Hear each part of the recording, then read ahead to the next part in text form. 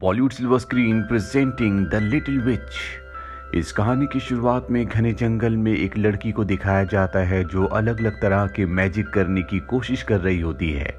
इसके लिए वो किताब भी पढ़ती है, लेकिन उसके सभी मैजिक्स कामयाब नहीं होते। दरअसल ये एक विच है और इसका नाम है द लिटिल विच। जंगल में इसके साथ इसका एक रेवन भी रहता है जो इसका बहुत अच्छा दोस्त है। लिटिल विच अपने रेवन से कहती है कि एनुअल पार्टी जो कि सभी विचेस की होती है, मैं भी वहां पर जाना चाहती हूँ। रेवन कहता है कि तुम वहां नहीं जा सकती क्योंकि जिन विचेस को इनविटेशन मिलता है वही उस पार्टी में जा सकती है और वैसे भी तुम बहुत छोटी हो।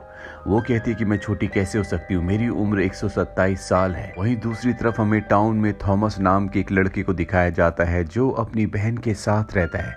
ये दोनों विचेस को देखना चाहते हैं और इन दोनों ने कहानियां सुनी होती है कि साल में एक बार विचेस की पार्टी होती है जहां सभी विचेस डांस करती है और ये दोनों के दोनों उस पार्टी को देखना चाहते हैं।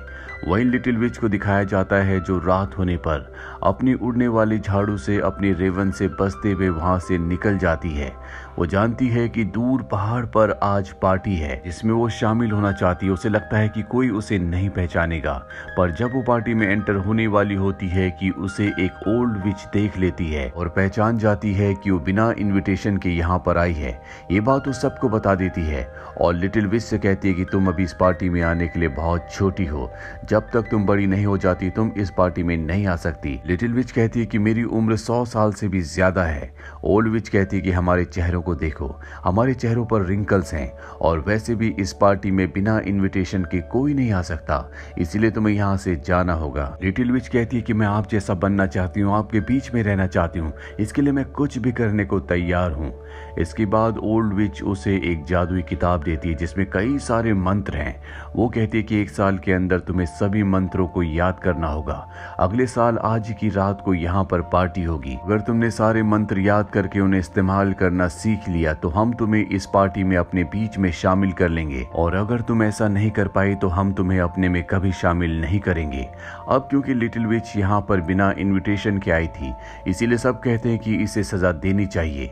कुछ विचेस कहती है कि इसके बाल जला दो, और ओल्ड विच कहती है कि सजा के तौर पर हम इसकी झाड़ू को इससे अलग कर देंगे और इसके बाद उसकी उड़ने वाली झाड़ू को आग में जलाकर नष्ट कर दिया जाता है।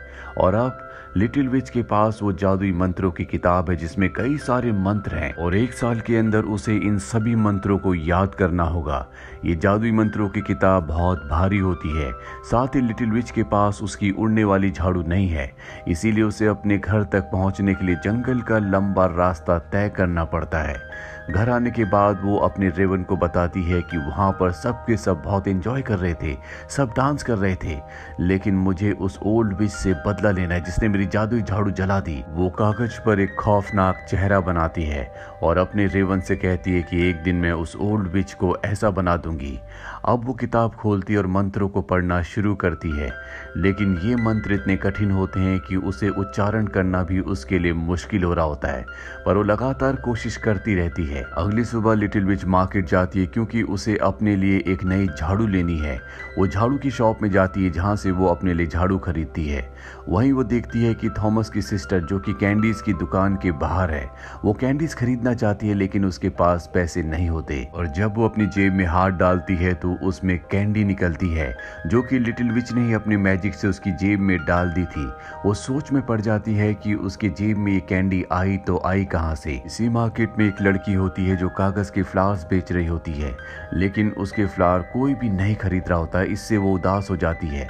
लिटिल विच उसके पास जाती है और उसके सभी फ्लावर्स को असली और खुशबूदार बना देती है, जिससे लोग उसके फ्लावर्स को खरीदने के लिए टूट पड़ते हैं। यहाँ पर हमें पता चलता है कि लिटिल विच एक बहुत ही अच्छी विच है जो दूसरों की परेशानियों को, दुख को अच्छे से समझती है। अब लिटिल विच के पास एक नई झाड़ू है जिससे उड़कर वो वापस अपने घर आ जाती है। अगली सुबह दिखाया जाता है कि थॉमस और उसकी सिस्टर जंगल में रास्ता भूल जाते हैं और भटकते भटकते लिटिल विच के घर तक पहुंच जाते हैं। जब वो लिटिल विच को देखते हैं तो पहचान जाते हैं कि एक दिन पहले इन दोनों ने उसे मार्केट में देखा था। लिटिल विच भी बच्चों से बहुत प्यार करती है, वो उन्हें अपने घर में इनवाइट करके खाने के लिए बहुत अच्छी अच्छी चीजें देती है।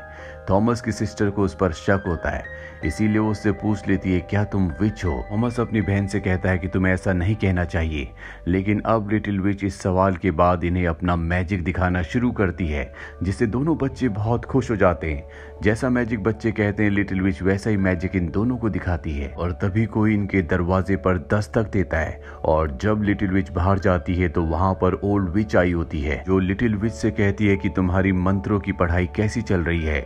लिटिल विच कहती है कि आज मैंने कोई भी मंत्र नहीं पढ़ा। और इसके बाद ओल्ड विच उसके घर के अंदर आती है, जहां पर वो चीजों को देखकर समझ जाती है कि उसने आज मंत्रों का उच्चारण किया है। ओल्ड विच लिटिल विच से कहती है कि फ्राइडे के दिन हम मंत्रों का उच्चारण नहीं करते, तुम्हें ऐसा नहीं करना चाहिए था। अभी ओल्ड विच थॉमस और उसकी बहन की बास्केट को देख लेती है और उसे शक हो जाता है कि यहाँ पर कोई इंसान है।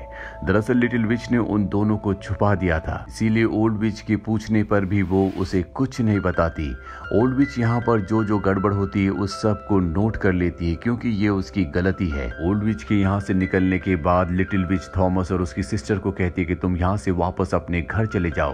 पर जब थॉमस और उसकी सिस्टर रास्ते में होते हैं, ओल्ड विच उन दोनों को देख लेती और समझ जाती है कि ये दोनों बच्चे लिटिल विच के घर पर थे। वहीं लिटिल विच को दिखाया जाता है जहां पर उसका रेवन उसे कहता है कि तुम्हें पता था फ्राइडे के दिन मैजिक नहीं किया जाता, तुमने ऐसा क्यों किया। वो कहती है कि मैं बच्चों को खुश कर रही थी। इसके बाद कई महीने बीत जाते हैं। लिटिल विच लगातार मंत्रों को पढ़ती रहती है और अब सर्दियां आ चुकी है। एक दिन जब वो टाउन में जाती है तो देखती है कि वहां पर दो बच्चे कुछ बच्चों को परेशान कर रहे हैं, इसीलिए वो उन दोनों के पैरों के जूतों को बर्फ में जमा देती है, जिससे एक बच्चा गिर जाता है। यहाँ पर एक बच्चा भी होता है जो बहुत उदास होता है, और जब उदास होकर वो जा रहा होता है तो लिटिल विच उसके पीछे जाती है और उससे पूछती है कि तुम उदास क्यों हो। वो बताता है कि मेरे पिता जुआ खेलते हैं जिसमें वो सारे पैसे हार जाते हैं। लिटिल विच रात को उस कसीनो में जाती है जहाँ पर सब गेम में पैसे लगा रहे होते हैं।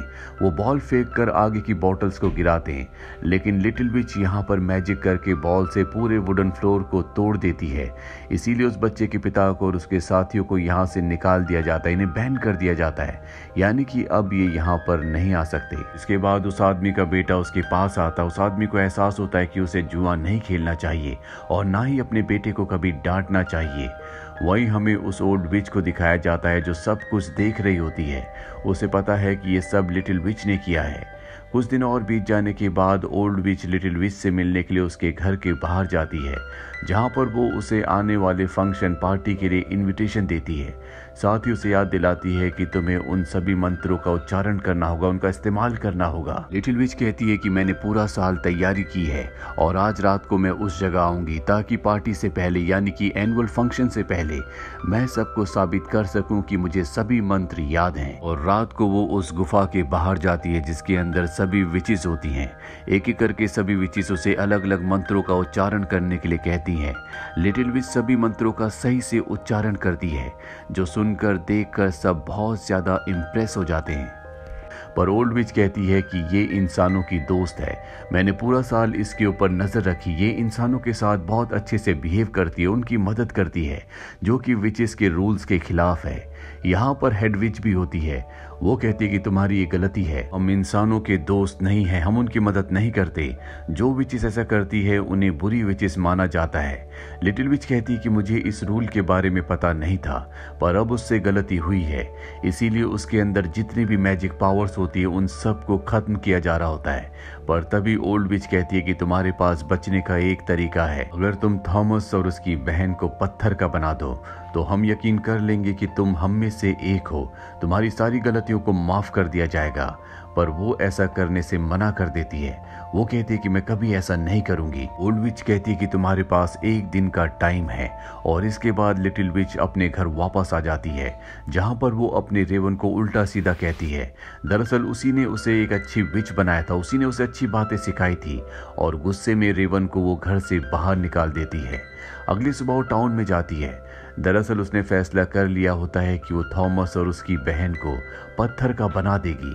ताकि वो भी उन ओल्ड विचेस में से एक बन जाए जो वो हमेशा बनना चाहती थी। और जब वो थॉमस और उसकी सिस्टर के पास जाती है, अपने मंत्र को पढ़ती है जिससे दोनों के दोनों पत्थर के बन जाएंगे, तो मंत्र को पूरा नहीं कर पाती क्योंकि वो एक अच्छी लिटिल विच है, वो कोई बुरा काम नहीं कर सकती। ये बात वो थॉमस और उसकी बहन को बताती है। ये कहते हैं कि अच्छा होना बहुत अच्छी बात है। और इसके बाद लिटिल विच उनके चारों तरफ एक जादुई घेरा बना देती है ताकि कोई भी उन्हें नुकसान ना पहुंचाए।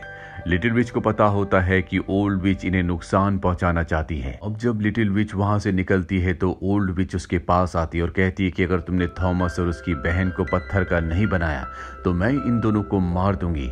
लिटिल विच वहां से अपने घर आ जाती है जहां पर जादुई मंत्रों की वो बड़ी किताब है। उसे पता है कि उसके अलावा किसी भी विच को कोई भी मंत्र याद नहीं है, इसीलिए तय करती है कि वो इस जादुई किताब को जला देगी। वो एक बार फिर से सभी मंत्रों को अच्छे से पढ़ती है और किताब को लेकर उस जगह पहुंच जाती है जहां पर एनुअल पार्टी है जिसका वो हमेशा से हिस्सा बनना चाहती थी। वहां पहुंचकर वो मंत्रों का उच्चारण करती है। यहाँ पर सभी ओल्ड विचेस हैं। मंत्रों का उच्चारण करने के बाद इस दुनिया में जितनी भी विचेस की जादुई किताबें होती है वो सब की सब वहाँ पर एक जगह इकट्ठी हो जाती है। वो इन सब को जलाना चाहती थी लेकिन वो मैच बॉक्स अपने घर पर ही छोड़ आई थी। वो किताब को जलाने के लिए मंत्र पढ़ना चाहती है लेकिन वो भी अब मंत्र भूलने लगती है, इसीलिए सभी विचेस उसे रोकने की कोशिश करती है। और अब लिटिल विच अपने मंत्र से यहाँ की हेड विच को एक मेंढक में बदल देती है। ये देखकर वहाँ से ओल्ड विच भाग जाती है और इसके बाद वहाँ पर लिटिल विच सभी को मेंढक में बदल देती है। यहाँ पर उसका रेवन भी पहुंच चुका होता है जिसके पास मैच बॉक्स होता है। उसे पता था कि वो अपने मैच बॉक्स को घर पर ही भूल आई है। लिटिल विच को अपनी गलती का एहसास होता है और वो अपनी रेवन से एक बार फिर से दोस्ती कर लेती है। तभी वो देखती है कि ओल्ड विच यहाँ से एक जादुई किताब लेकर भाग रही है। वो उसके पास जाती है और मंत्र का उच्चारण करती है जिससे वो बहुत ही बदसूरत विच बन जाती है जो हमेशा से वो उसे बनाना चाहती थी, जिसका उसने स्केच भी बनाया था। और अब सबको सबक सिखाने के बाद वो सभी की जादुई झाड़ू को और जादुई किताबों को यहाँ पर जला देती है। इसके बाद वो यहाँ पर अपनी रेवन के साथ अकेले पूरी रात डांस करती है जैसा कि वो हमेशा से करना चाहती थी।